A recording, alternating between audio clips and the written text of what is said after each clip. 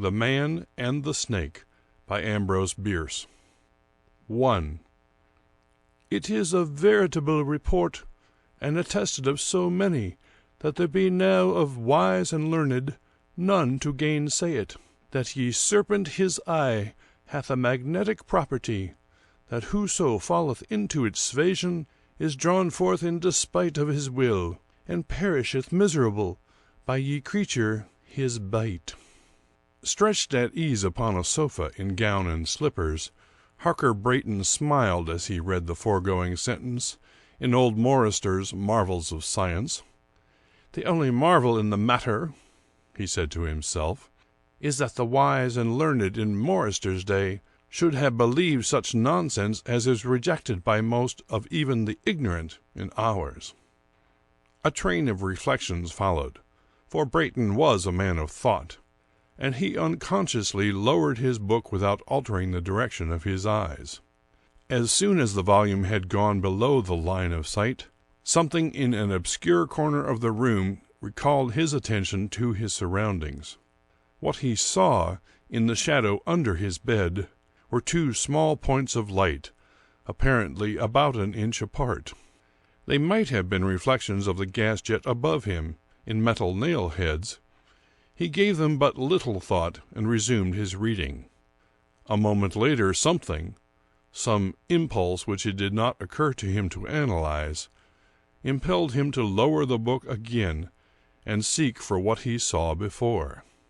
The points of light were still there. They seemed to have become brighter than before, shining with a greenish luster which he had not at first observed.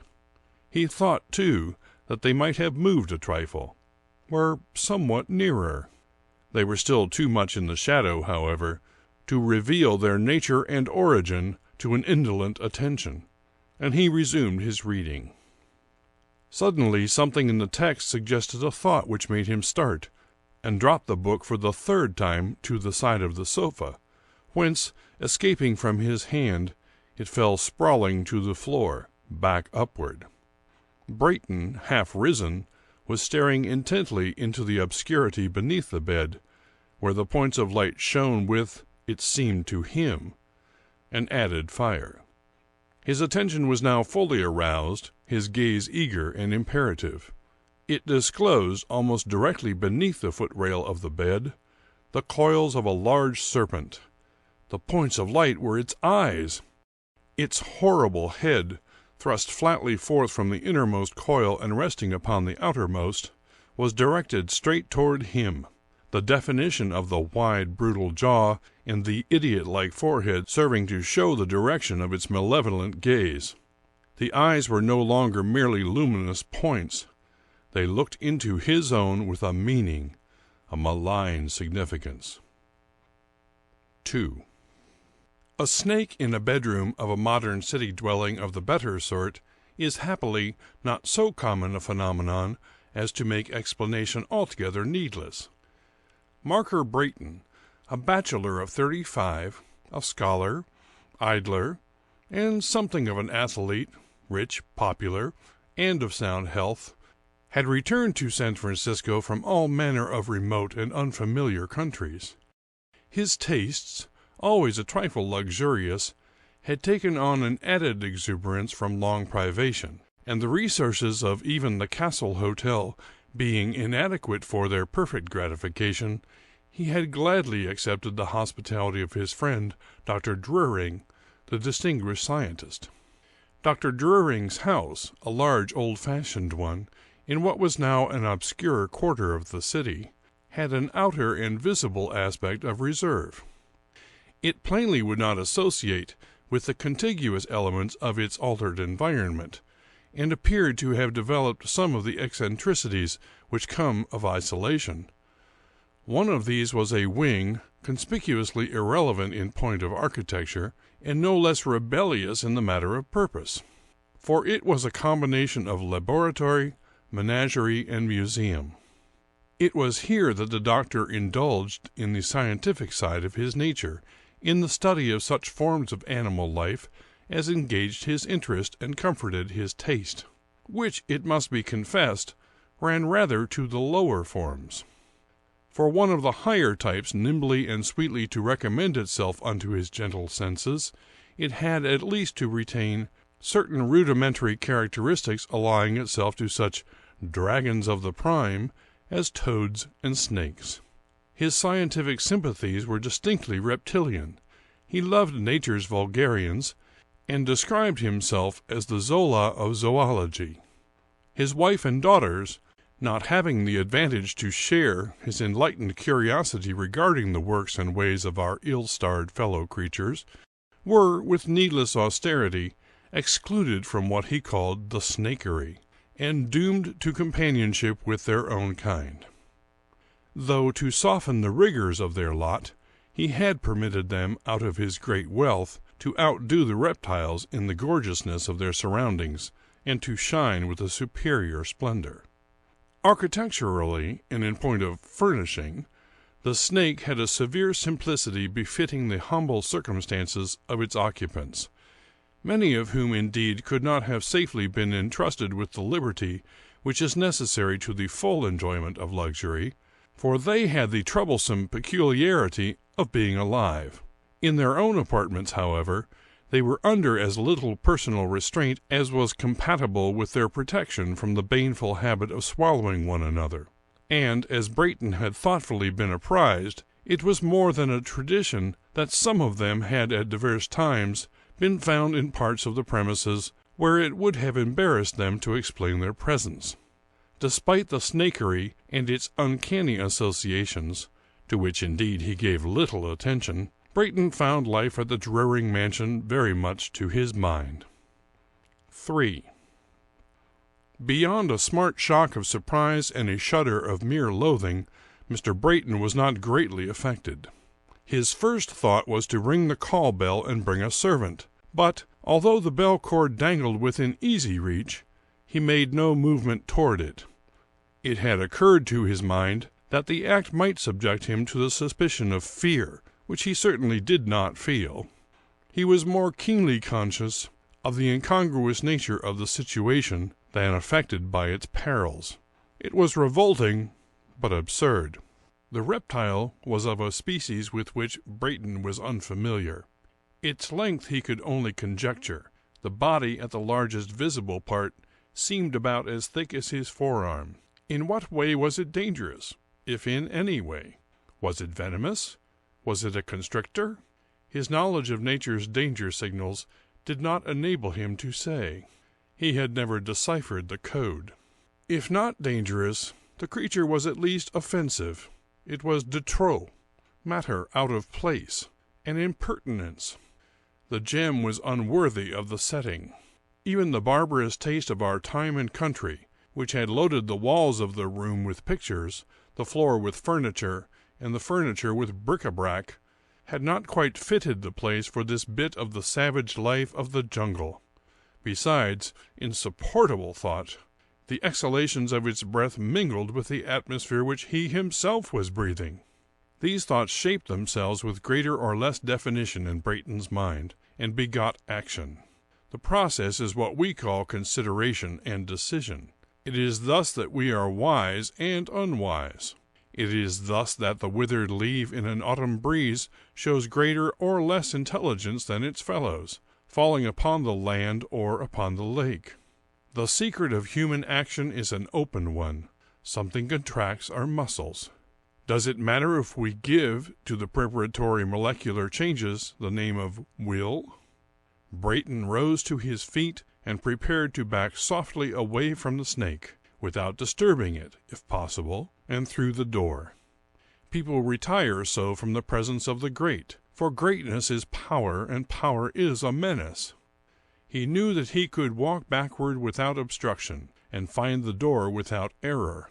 Should the monster follow, the taste which had plastered the walls with paintings had consistently supplied a rack of murderous oriental weapons, from which he could snatch one to suit the occasion. In the meantime the snake's eyes burned with a more pitiless malevolence than ever. Brayton lifted his right foot free of the floor to step backward. That moment he felt a strong aversion to doing so. "I am accounted brave," he murmured. "Is bravery, then, no more than pride? Because there are none to witness the shame, shall I retreat? He was steadying himself with his right hand upon the back of a chair, his foot suspended. "Nonsense," he said aloud. "I am not so great a coward as to fear to seem to myself afraid." He lifted the foot a little higher by slightly bending the knee, and thrust it sharply to the floor, an inch in front of the other. He could not think how that occurred. A trial with the left foot had the same result. It was again in advance of the right. The hand upon the chair back was grasping it. The arm was straight, reaching somewhat backward. One might have seen that he was reluctant to lose his hold. The snake's malignant head was still thrust forth from the inner coil as before, the neck level. It had not moved, but its eyes were now electric sparks, radiating an infinity of luminous needles. The man had an ashy pallor. Again he took a step forward, and another, partly dragging the chair which, when finally released, fell upon the floor with a crash. The man groaned. The snake made neither sound nor motion, but its eyes were two dazzling suns. The reptile itself was wholly concealed by them. They gave off enlarging rings of rich and vivid colors, which at their greatest expansion successively vanished like soap bubbles. They seemed to approach his very face, and anon were an immeasurable distance away. He heard somewhere the continual throbbing of a great drum, with desultory bursts of far music, inconceivably sweet, like the tones of an Aeolian harp. He knew it for the sunrise melody of Memnon's statue, and thought he stood in the Nile-side reeds hearing, with exalted sense, that immortal anthem through the silence of the centuries. The music ceased. Rather, it became by insensible degrees the distant roll of a retreating thunderstorm. A landscape, glittering with sun and rain, stretched before him, arched with a vivid rainbow, framing in its giant curve 100 visible cities. In the middle distance a vast serpent, wearing a crown, reared its head out of its voluminous convolutions and looked at him with his dead mother's eyes. Suddenly this enchanting landscape seemed to rise swiftly upward, like the drop scene at a theater, and vanished in a blank. Something struck him a hard blow upon the face and breast. He had fallen to the floor. The blood ran from his broken nose and his bruised lips. For a moment he was dazed and stunned, and lay with closed eyes, his face against the door. In a few moments he had recovered, and then realized that his fall, by withdrawing his eyes, had broken the spell which held him. He felt that now, by keeping his gaze averted, he would be able to retreat. But the thought of the serpent within a few feet of his head, yet unseen, perhaps in the very act of springing upon him and throwing its coils about his throat, was too horrible. He lifted his head, stared again into those baleful eyes, and was again in bondage. The snake had not moved, and appeared somewhat to have lost its power upon the imagination. The gorgeous illusions of a few moments before were not repeated. Beneath that flat and brainless brow, its black, beady eyes simply glittered, as at first, with an expression unspeakably malignant. It was as if the creature, knowing its triumph assured, had determined to practice no more alluring wiles. Now ensued a fearful scene. The man, prone upon the floor, within a yard of his enemy, raised the upper part of his body upon his elbows, his head thrown back, his legs extended to their full length. His face was white between its gouts of blood. His eyes were strained open to their uttermost expansion. There was froth upon his lips. It dropped off in flakes. Strong convulsions ran through his body, making almost serpentine undulations. He bent himself at the waist, shifting his legs from side to side, and every movement left him a little nearer to the snake. He thrust his hands forward to brace himself back, yet constantly advanced upon his elbows. 4. Dr. Druring and his wife sat in the library. The scientist was in rare good humor. "I have just obtained, by exchange with another collector," he said, "a splendid specimen of the Ophiophagus." "And what might that be?" the lady inquired with a somewhat languid interest. "Why, bless my soul, what profound ignorance! My dear, a man who ascertains after marriage that his wife does not know Greek is entitled to a divorce. The Ophiophagus is a snake which eats other snakes." "I hope it will eat all yours," she said, absently shifting the lamp. "But how does it get the other snakes? By charming them, I suppose." "That is just like you, dear," said the doctor, with an affectation of petulance. "You know how irritating to me is any allusion to that vulgar superstition about the snake's power of fascination." The conversation was interrupted by a mighty cry, which rang through the silent house like the voice of a demon shouting in a tomb. Again and yet again it sounded, with terrible distinctness. They sprang to their feet, the man confused, the lady pale and speechless with fright. Almost before the echoes of the last cry had died away, the doctor was out of the room, springing up the staircase 2 steps at a time. In the corridor in front of Brayton's chamber he met some servants who had come from the upper floor. Together they rushed at the door without knocking.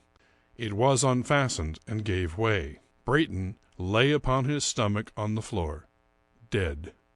His head and arms were partly concealed under the footrail of the bed.